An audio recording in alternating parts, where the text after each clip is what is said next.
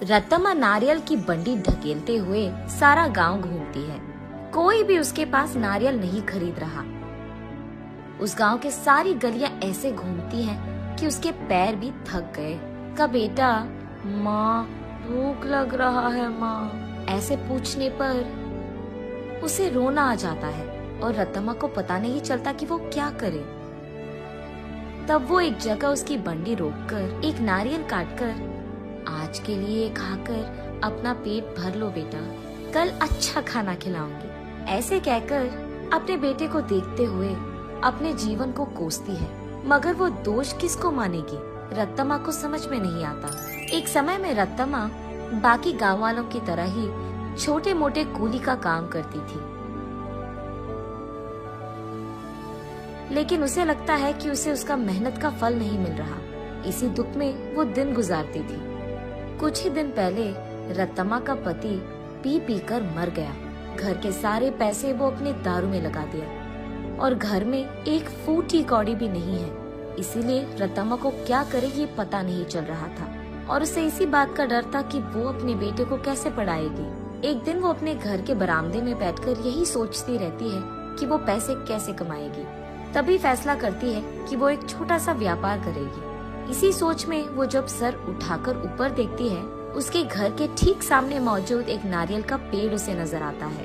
तब वो फैसला करती है कि वो नारियल बेचेगी। उसके फैसले के अनुसार ही वो अगले दिन उस गांव के जंक्शन के बीच में नारियल का एक छोटा सा बंडी लगाती है।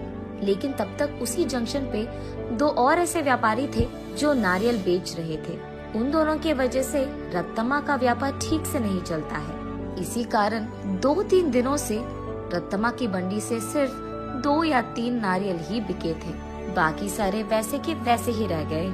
ये देख निराश होकर रत्तम्मा ये फैसला करती है कि अगर वो गांव के सारी गलियां घूमकर बेचने की कोशिश करेगी तो कम से कम कुछ तो बिक जाएंगे। तब जाकर वो ऐसे गलियों में घूमती रही। आंखों में से निकल रहे आंसू को पोंछकर वो बस अपनी किस्मत को कोसकर घर जाने ही लगती है कि बीच रास्ते में उसे एक पाठशाला नजर आती है। उस पाठशाला के बच्चे वहाँ बेच रहे स्नैक्स को देख उस दुकान के चारों ओर घेर कर उनको खरीदने लगते हैं। ये देख रत्तम्मा का बेटा, माँ मुझे भी वो खाना है माँ, ऐसे वो भोला बच्चा पूछता है। ठीक तभी अचानक रत्तम्मा को एक अच्छी योजना सूझती है। तब वो उसके बेटे से ऐसे कहती है, हमारे पास उसको खरीदने के पैसे नहीं है बेटा, लेकिन घर जाते ही मैं तुम्हारे लिए एक बहुत अच्छी मिठाई बनाऊंगी, ठीक है?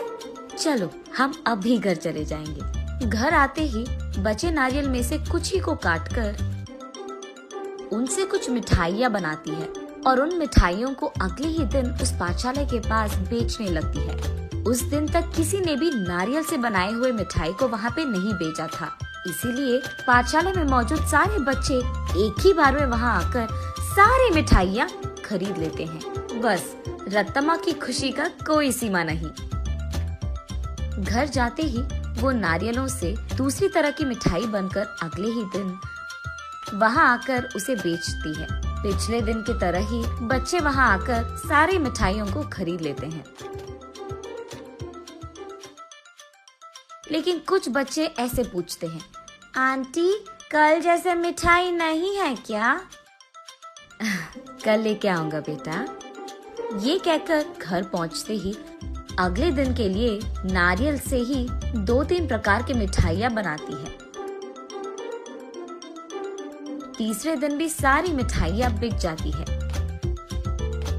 तब वहाँ मौजूद बाकी व्यापारी ये देख रत्तम्मा के पास आकर ऐसे कहते हैं, अम्मा कुछ मिठाइयाँ हमको भी बेचो, वो हमारे दुकान में बेचेंगे हम तुम्हें दुगना पैसे देंगे इनके लिए, ऐसे कहते हैं। ये सुनकर रत्तम्मा इस बार ज्यादा मात्रा में मिठाइयों को बनाकर अगले दिन वहाँ के व्यापारियों को बेचती है दुगने गुना में। बचे सारे पाठशाला के बच्चों को हमेशा की तरह बेचती है।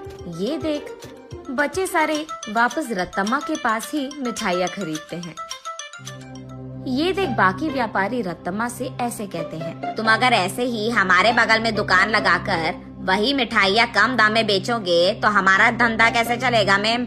अगर तुम्हें बेचना है तो हमारे ही दाम पे बेचना होगा। तब रतम्मा, लेकिन बच्चे इतने दाम पे कैसे खरीदेंगे?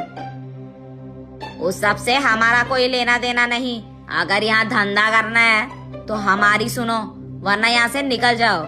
ऐसे कहते हैं। ये सुनकर रतम्मा उसके घर पहुंचकर बहुत सोचने लग जाती है। अगले दिन वो उस पाठशाला के पास एक बड़ा सा मिठाई का दुकान ही खोल देती है।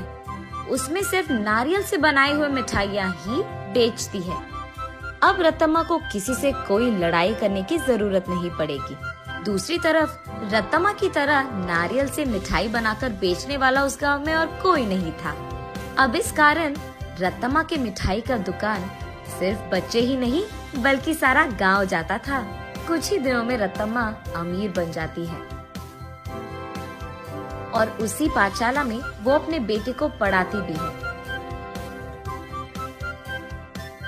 ऐसे प्यार से वो उस नारियल के पेड़ को हर रोज पूछकर पानी डालती थी।